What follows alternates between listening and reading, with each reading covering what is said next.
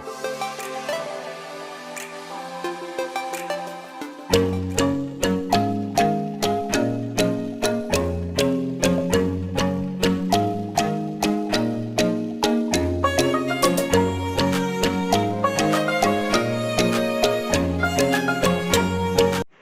hello, வணக்கம் and welcome back to Tamil Beauty Talk.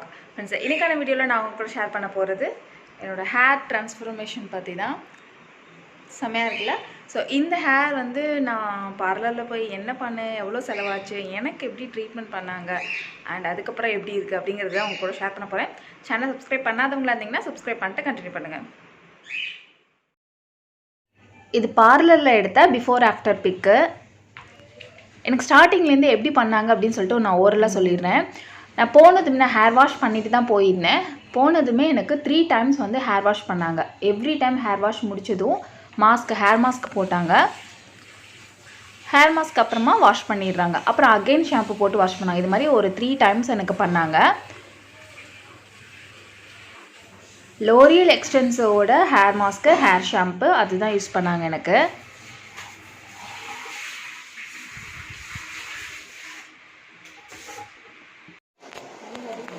Three times எனக்கு hair wash முடிஞ்சதுக்கப்புறமா towel வச்சு நல்ல ஈரத்தெல்லாம் தொடச்சி எடுத்தாங்க. அதுக்கப்புறமா ட்ரையர் போட்டு டோட்டலாக ட்ரை பண்ணிட்டாங்க. ஈரமே இல்லாத மாதிரி ட்ரை பண்ணிட்டாங்க.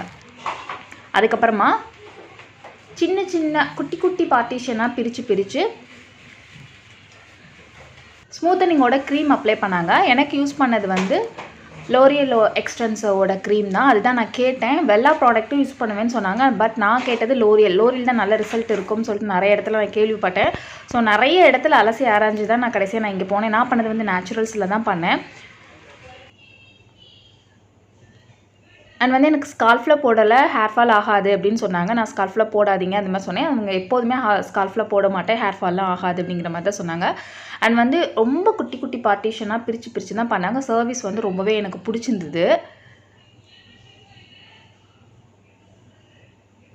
இந்த சைடு ஒரு ஆள், இந்த சைடு ஒரு ஆள் அப்படி தான் பண்ணாங்க. இந்த மாதிரி டோட்டலாக க்ரீம் அப்ளை பண்ணதுக்கப்புறமா ஒரு 10 to 15 மினிட்ஸ் விட்டுட்டாங்க. அப்படியே தலை வந்து ஆட்டக்கூடாது அப்படின்னு சொல்லியிருந்தாங்க.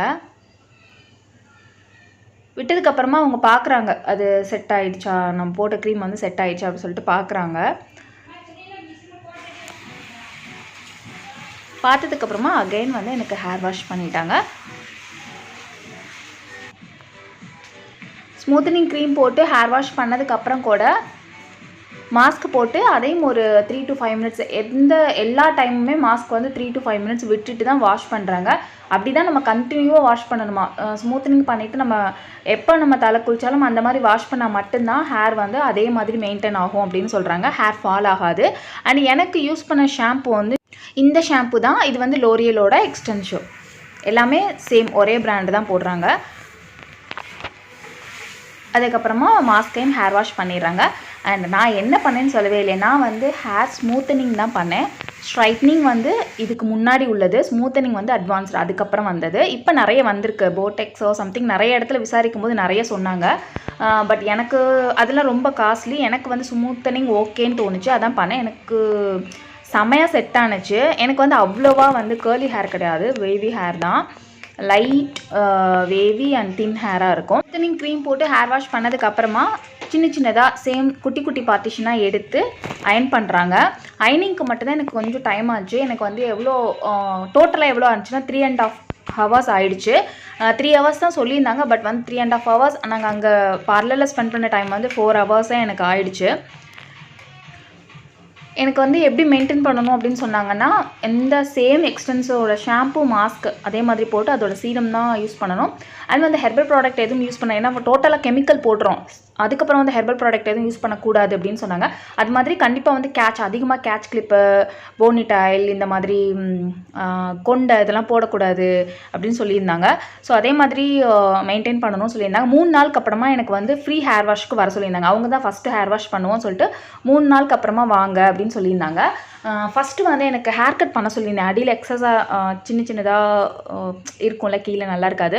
ஸோ அதெல்லாம் வந்து ஸ்லைட் யூ பண்ணுங்க, ஏன்னா நான் ஆல்ரெடி வந்து லேயர் பண்ணியிருந்தேன். ஸோ அந்த மாதிரி சொல்லியிருந்தேன். பட் அவங்க வந்து இந்த வேணா ஸ்ப்ளிட்டன்ஸ் வரும், நீங்கள் வந்து 3rd day வாங்க அப்படின்னு சொல்லியிருந்தாங்க. அப்போ தான் போய் ஹேர் கட் பண்ணாங்க. அதோட பிக்சரும் நான் இதில் போட்டிருக்கேன். அண்ட் வந்து ஸ்ட்ரைட்னிங் டோட்டல் அயனிங் முடிச்சுட்டு எனக்கு வந்து நியூட்ரலைசர் போட்டாங்க. அது வந்து டோட்டல் நம்ம வந்து ஃபுல்லாக அயன் பண்ணுறோம் இல்லையா ஹேரை, அது டேமேஜ் பண்ணக்கூடாது அப்படிங்கிறதுக்காக நல்லா நியூட்ரலைசர் போட்டு எனக்கு ஒரு 10 மினிட்ஸ் விட்டுட்டாங்க. அதுக்கப்புறமா எனக்கு ஹேர் வாஷ் பண்ணிட்டாங்க. ஹேர் வாஷ் பண்ணிவிட்டு பழையபடி ட்ரை பண்ணிட்டாங்க. ட்ரை பண்ணிவிட்டு லைட்டாக சீரம் போட்டு விட்டுட்டாங்க. அவ்வளோதான், செம்ம சூப்பராக இருந்தது, எனக்கு பிடிச்சிது. ஆனால் வந்து இது வந்து ஃபஸ்ட் லுக் தான். இந்த லுக் வந்து இன்னும் கம்ப்ளீட் ஆகலை. கீழே பார்த்தீங்களா குட்டி குட்டியாக அந்த தொங்குது பாருங்கள், முடி எக்ஸஸாக தொங்குது பாருங்கள். நான் லேயர் கட் பண்ணியிருந்தனால தான் தொங்குது இப்படி. ஸோ ஃபஸ்ட் நாளே எனக்கு ரொம்ப பிடிச்சிருந்தது. பேக் சைட் பார்க்குறதுக்கு எனக்கு அவ்வளோ பிடிச்சிருந்தது. அதனால் ஃப்ரண்ட் வந்து எனக்கு வந்து டோட்டலாக அயனான மாதிரி இருந்தது. ஃப்ரண்ட்டில் வந்து என்னோடய ஓவல் ஷேப், என்னோடய ஃபேஸ் வந்து ஸோ வந்து ஓவல் ஷேப்பில் தின் ஹேராக இருந்தால் ஸ்மூத்தனிங் பண்ணும்போது டோட்டல் அயனாகிற மாதிரி இருந்தது. முடியே இல்லாத மாதிரி எனக்கு ஒரு ஃபீல் ஆனிச்சு.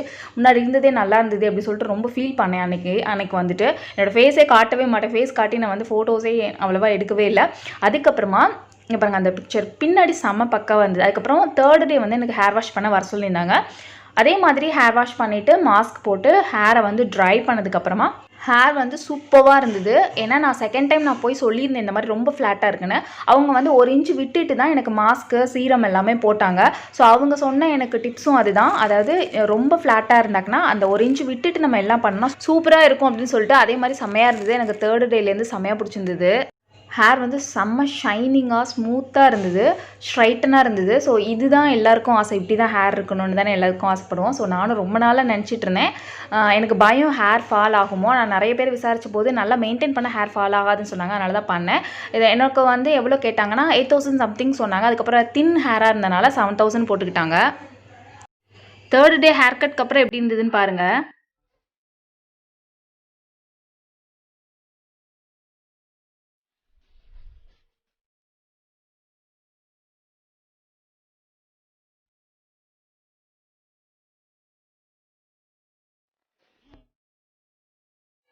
எனக்கு ஹேர் ஃபால்லாம் எதுவுமே ஆகலை. நான் நல்லா மெயின்டைன் பண்ணுறேன். ஸோ நீங்களும் ஆசையாக இருந்தால் ஹேர் ஃபால் ஆகுதுன்னு பயப்பட வேணாம். மெயின்டைன் பண்ணுங்கள், சூப்பராக இருக்கும். அண்டு அந்த பேக் சைடு இருக்கிற அந்த இதுக்கும் பேக்ரவுண்டுக்கும் அண்ட் என்னோடய ஹேர் வந்து அந்த சன் பட்டு ஷைனிங்காக இருக்கிறதுக்கும் எவ்வளோ செம்மையாக இருக்குது பார்த்தீங்களா இந்த வீடியோ. ஓகே ஃப்ரெண்ட்ஸ், கண்டிப்பாக இந்த வீடியோ உங்களுக்கு பிடிச்சிருக்கும், யூஸ்ஃபுல்லாக இருந்திருக்கும்னு நினைக்கிறேன். இந்த வீடியோ உங்களுக்கு பிடிச்சிருந்துச்சுன்னா இந்த வீடியோ கீழே இருக்க லைக் பண்ணிக்கோங்க. சப்ஸ்கிரைப் பண்ணாதவங்களா இருந்தீங்கன்னா சப்ஸ்கிரைப் பண்ணிக்கோங்க. நான் உங்களை நெக்ஸ்ட் வீடியோவில் மீட் பண்ணுறேன். அது வரைக்கும் டாடா, பை பாய், தேங்க்யூ.